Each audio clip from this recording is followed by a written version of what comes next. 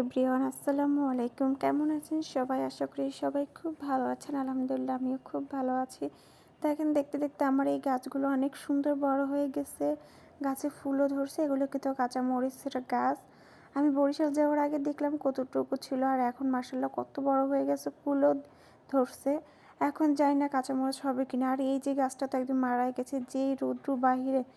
এখন কিন্তু প্রায় 12টার মতো বাজে। এখন আমি রান্নাবান্না করব, সব কিছু রেডি করে নিচ্ছি। আজকে আমি ভাবছি যে শুটকি মাছ রান্না করব বেগুন দিয়ে, এর জন্য এখানে আমি বেগুন নিয়ে নিলাম।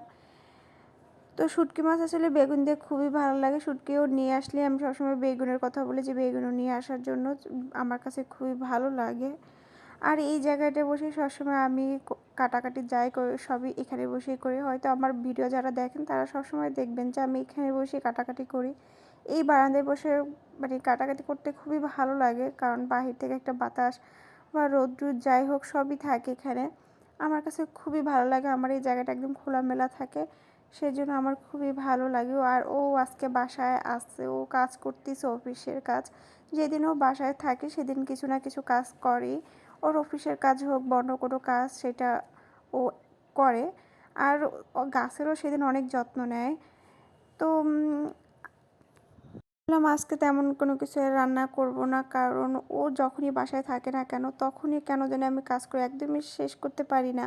মানে কাজ খুব লেট করে হয় আমার, কারণ ও থাকলে আমার গল্প হয় অনেক ধরনের, কথাবার্তা হোক বা যাই হোক না কেন, অনেক বসে গল্প করি, যার জন্য অনেক দেরি হয়ে যায়। তখন আমি বলি যে এত গল্পকাটি করলাম, এখন আমি বেশি রান্না করতে পারবো না। তাহলে দেখা যায় অনেকটা দেরি হয়ে যায়। যেহেতু শুটকি নিয়ে আসছে, অনেক দিন হয়েছে রান্না করা হয়নি। বেগুন যেহেতু ফ্রিজ রাখলেও বেশি দিন নষ্ট হয়ে যায়, এর জন্য আজকে ভাবলাম শুটকি রান্না করি। ওরও যেহেতু পছন্দের একটা খাবার, আমারও খুব ভালো লাগে, তাই আজকে এইটাই রান্না করব। আর যদি আলু ভর্তা খেতে চাই সেক্ষেত্রে আলু ভর্তাও করব। তো কাটাকাটি করে নিচ্ছি এখানে। আমি ঘুম থেকে উঠে সবসময় ও যেদিন অফিসে যায় সেদিন আমি ওর খাবার রেডি করে দিই। তাহলে আর দেখা যায় দুপুরবেলা অনেক সময় রান্না করতে হয় না, কারণ সকালেই তখন রান্না করে ফেলি। আর আমি ওর একটু অফিসের কাজ করি, মানে যখন যেহেতু ল্যাপটপ বাসায় আছে একটা, যদি কোনো কিছু সমস্যা হয় সেক্ষেত্রে আমি ওর কাজে একটু সাহায্য করি। আর এই যে এখানে আবার কাটাকাটি শেষ, আমি বেগুন কেটে নিছি।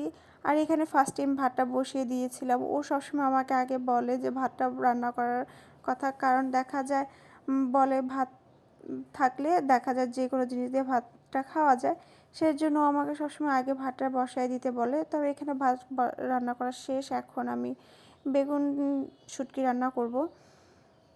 তো আমি যে সবসময় শুটকি যখন রান্না করি এখানে রসুনের আস্তই দিই, আর বেশি বেশি করেই দিই, ভালো লাগে শুটকিতে রসুন বেশি দিলে। আর এখানে আলু সেদ্ধ করতে দিয়েছিলাম, আলুটাও হয়ে গেছে, আলু ভর্তাও খাবো। তো আমি সব কিছু এগুলো করার পরই মানে তরকারিটা রান্না করব, শুটকির তরকারি রান্না করব। তো এই যে এখানে আমি শুটকি তরকারি বসাই দিলাম। কার কার শুটকি তরকারি ভালো লাগে অবশ্যই কমেন্টের মাধ্যমে জানাবেন। আমি এর আগেও অনেকবার শুটকি তরকারি রান্নাটা শেয়ার করছিলাম কীভাবে রান্না করি। আর আমি আজকে যে শুটকি রান্না করব সেই শুটকিটা ছোট শুটকি মাছ, মানে বড়টা না। তো এইটা আমি ফার্স্ট টাইম রান্না করতেছি। এর আগে যে শুটকি দিয়ে রান্না করব সেটা বড় ছিল, ওইটা মেবি ওইটা শুটকি না কি জানিটা বলে, আমি না অনেক শুটকির নাম জানি না। তো যাই হোক, এখানে আমি কিছু শুকনো মরিচও দিয়ে দিলাম।